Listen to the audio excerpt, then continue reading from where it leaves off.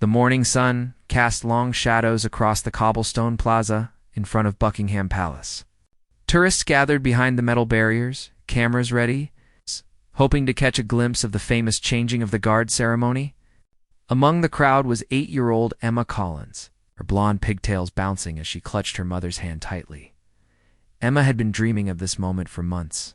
Her grandmother had told her stories about the palace guards with their tall black hats and bright red uniforms.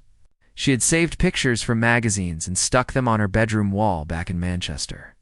Now, finally, she was here in London, standing just meters away from the real thing. The guards marched in perfect formation, her boots clicking against the ground in rhythm.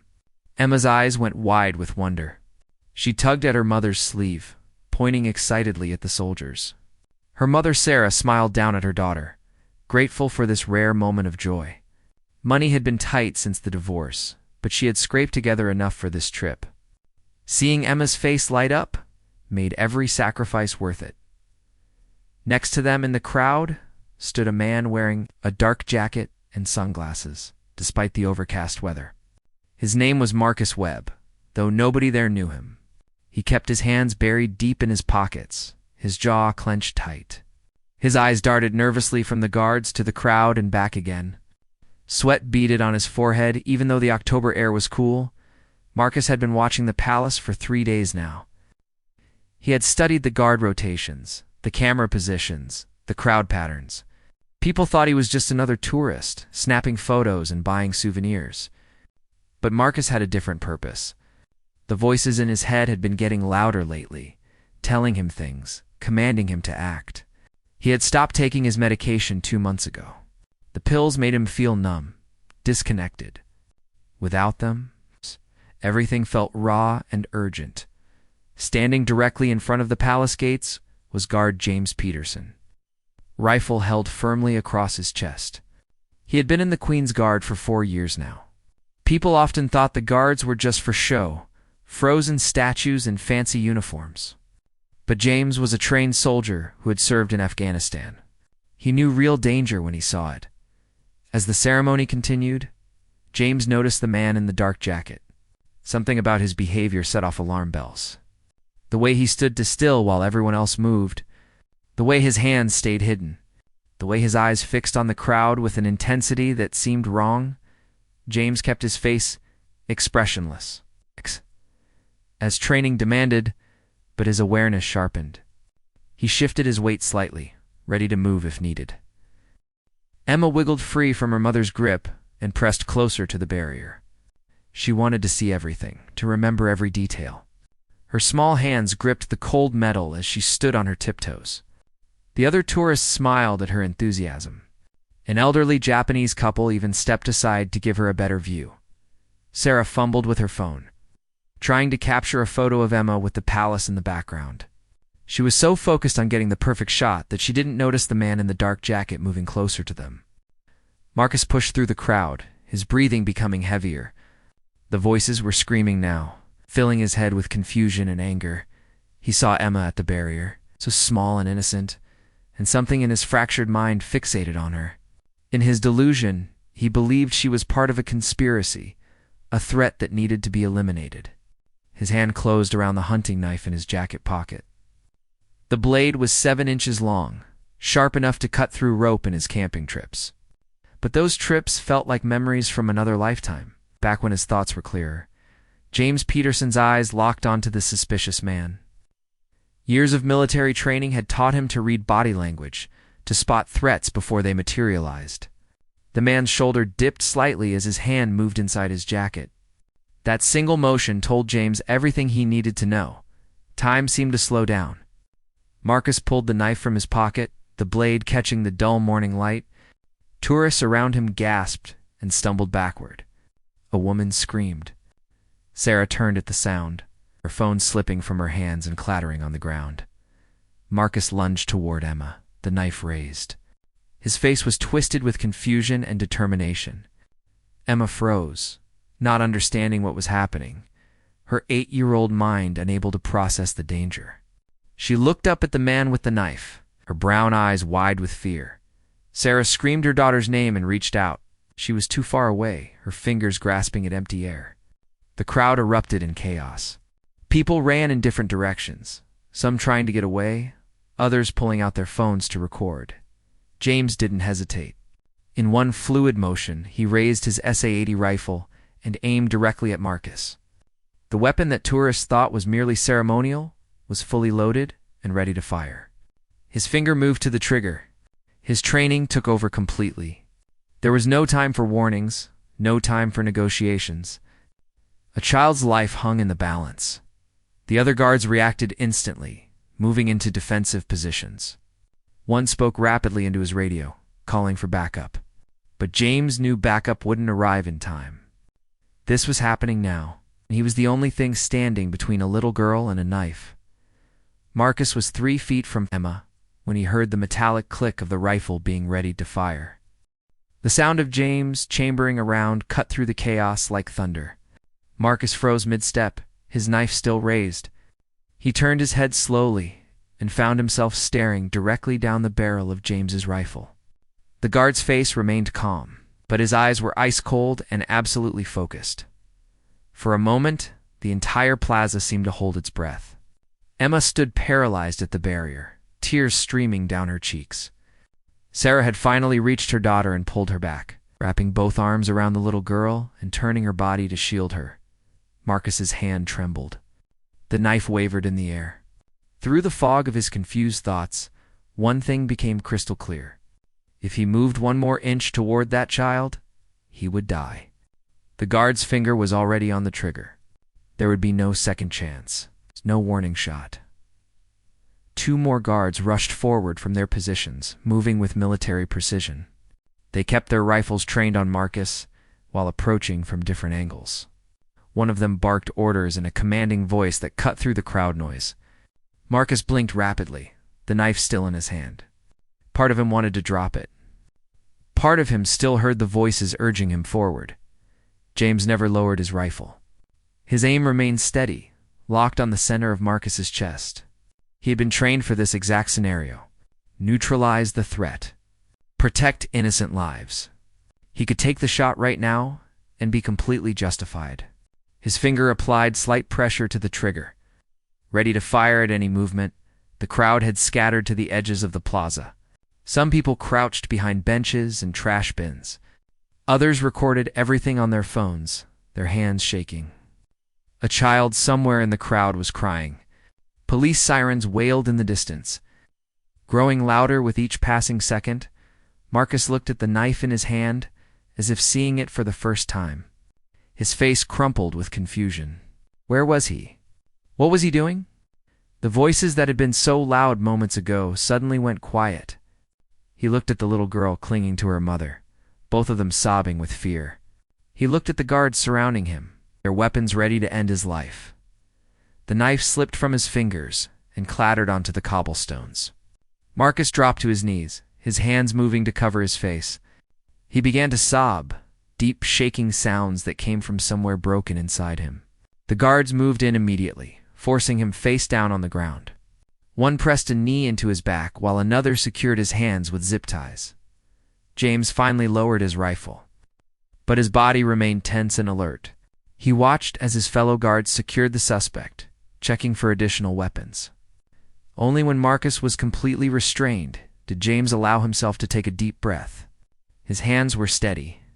He had done his job.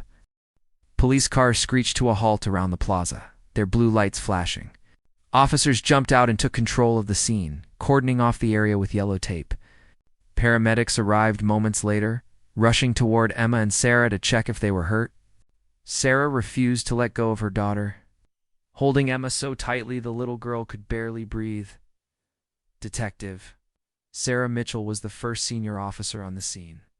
She'd been having coffee 2 blocks away when the call came through. Now she surveyed the chaotic plaza with practiced eyes, taking in the frightened tourists, the knife on the ground, and the sobbing man in zip ties. She walked over to James, who had returned to his post, but still held his rifle at the ready. James gave her a crisp summary of what had happened. His voice was steady and professional, but Detective Mitchell noticed the slight tension in his jaw. She had seen enough combat veterans to recognize someone running on pure adrenaline. He had come within a heartbeat of taking a life in front of hundreds of witnesses. Marcus was loaded into a police van, still crying and muttering incoherently. Detective Mitchell ordered her team to search him thoroughly. They found no identification, no wallet, just a crumpled piece of paper with random numbers and words scribbled on it. In his other pocket, they discovered a prescription bottle for antipsychotic medication. The date showed it had been filled 2 months ago, but the bottle was still nearly full. Emma finally stopped crying enough to speak. A kind female officer knelt beside her, speaking in a gentle voice. Emma described what she had seen, her small voice shaking. She had been looking at the pretty palace when suddenly there was screaming. She had turned and seen the man with the knife running toward her. She thought she was going to die. Then she heard a loud click, and the man had stopped. Sarah gave her statement through tears. She blamed herself for not paying attention, for being distracted by her phone. The officer assured her it wasn't her fault, but Sarah couldn't shake the guilt. She had brought her daughter to London for a happy memory. And instead, Emma had nearly been killed. The tourist videos began appearing on social media within minutes. Dozens of people had filmed the incident from different angles. The footage showed Marcus pulling the knife, James raising his rifle, the moment of frozen tension, and Marcus finally dropping the weapon. The videos went viral immediately, racking up millions of views. Comments poured in from around the world. Some praised James as a hero who had saved a child's life.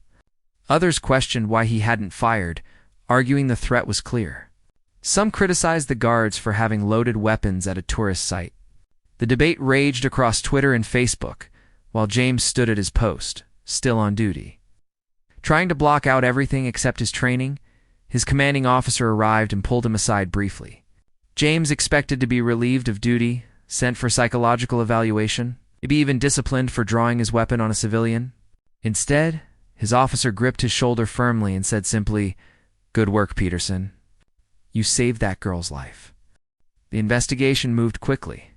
Detective Mitchell interviewed dozens of witnesses, collected phone videos, and pieced together a complete picture of what had happened. Marcus Webb, she learned, was a 42-year-old former accountant from Birmingham. He had been diagnosed with schizophrenia 3 years earlier after a breakdown at work. With medication, he had managed fairly well, even holding down a part-time job at a bookstore. But 2 months ago, Marcus had stopped taking his pills. He told his sister the medication made him feel like a zombie. She had begged him to continue treatment, even offering to go to appointments with him. He had promised he would, but it was a lie. Without the medication, his grip on reality had slowly crumbled. The voices returned, growing stronger each day, filling his head with paranoid delusions. At the police station, a psychiatrist evaluated Marcus. He sat in the interview room, looking small and confused, asking repeatedly what he had done wrong. When they showed him the video footage, he watched in horror, tears streaming down his face. He couldn't remember pulling the knife. He couldn't remember running toward the little girl. The voices had told him to do something important, something necessary. Ow! But now, he couldn't understand why. Marcus was charged with attempted assault and possession of a weapon with intent to harm. But given his mental state, he would likely be sent to a secure psychiatric facility rather than prison. His sister arrived at the station, devastated and apologetic. She had tried to help him, she insisted. She had tried so hard. Detective Mitchell believed her. Meanwhile, Sarah and Emma were taken to a victim support center. Emma sat with a child psychologist, drawing pictures of what had happened. The psychologist watched as Emma drew herself as a small stick figure, a big man with a knife and a tall soldier with a rifle. In the picture, the soldier was protecting her. Despite the trauma, Emma seemed to understand that the guard had been her hero. Sarah called Emma's father, her ex-husband, and told him what had happened. He immediately booked a train to London. Whatever problems they'd had in their marriage, their daughter's safety came first. He arrived that evening and held Emma for a long time, not saying anything, just grateful she was alive. The next morning, Sarah received a phone call from Buckingham Palace. A representative explained that guard James Peterson wanted to meet with them if they were comfortable with it. He wanted to check on Emma and make sure she was okay. Sarah hesitated, unsure if seeing the guard again would upset her daughter. But when she asked Emma, the little girl's eyes lit up. They arranged to meet at a quiet cafe near the palace. away from cameras and crowds. James arrived in civilian clothes, looking younger than he had in his uniform. He carried a small gift bag. When he saw Emma, relief washed over his face. She was alive. She was safe. The moment he had trained for, the moment he had been ready to take a life, had ended without him pulling the trigger. But it could have gone differently so easily. Emma ran to James as soon as she saw him, surprising everyone, including James himself. She wrapped her small arms around his waist and hugged him tightly. James knelt down to her level, his eyes glistening with emotion. He wasn't used to this. He was trained to protect, to serve, to remain distant and professional. But here was this little girl, hugging him like he was family. He handed her the gift bag. Inside was a small stuffed bear, wearing a miniature Queen's Guard uniform, complete with the tall black hat. Emma squealed with delight, clutching the bear to her chest.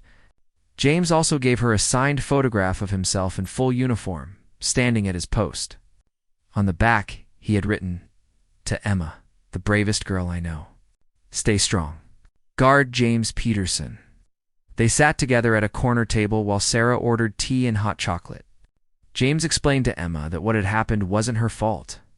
The man who scared her was sick in his mind, and he didn't really want to hurt her. He just needed help. Emma listened carefully, still holding her new bear. She asked James if he had been scared. James thought about lying, about maintaining the image of the fearless soldier.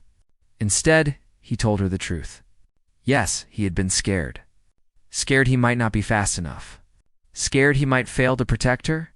Sarah thanked him repeatedly, her voice breaking with emotion. James told her she had been brave too, the way she had pulled Emma back and shielded her. They were all just doing what they needed to do in an impossible moment. They talked for over an hour, and slowly the weight that had been pressing on all of them began to lift, just a little, before they left. Emma made James promise to stay safe. He smiled and promised, though they both knew the nature of his job meant he could face danger again. Emma gave him one more hug, then took her mother's hand. As they walked away, Emma turned back and waved. James waved back, watching them disappear into the London crowd. The story made international news. James was interviewed by newspapers and television shows. He handled the attention with quiet dignity, always emphasizing that he had just done his job. Other guards would have done the same. He wasn't special. But to Emma and Sarah, he was everything. Marcus Webb was eventually transferred to a psychiatric hospital, where he would receive the treatment he needed. His sister visited him every week, determined not to give up on him. The doctors were optimistic that with proper medication and therapy, he could eventually recover some quality of life, though he would likely never fully forgive himself for what he had almost done. Emma returned to Manchester with her parents, who had agreed to work together better for her sake. She kept the stuffed bear on her bed and looked at James's photo every night before sleeping.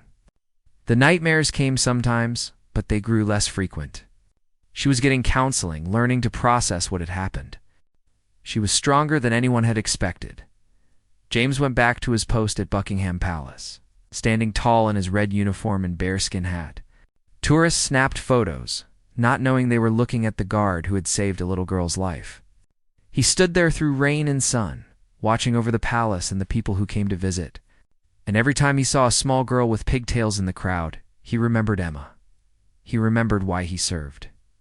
He remembered that sometimes the most important thing a soldier can do is not fire the weapon, but simply be ready to protect those who cannot protect themselves.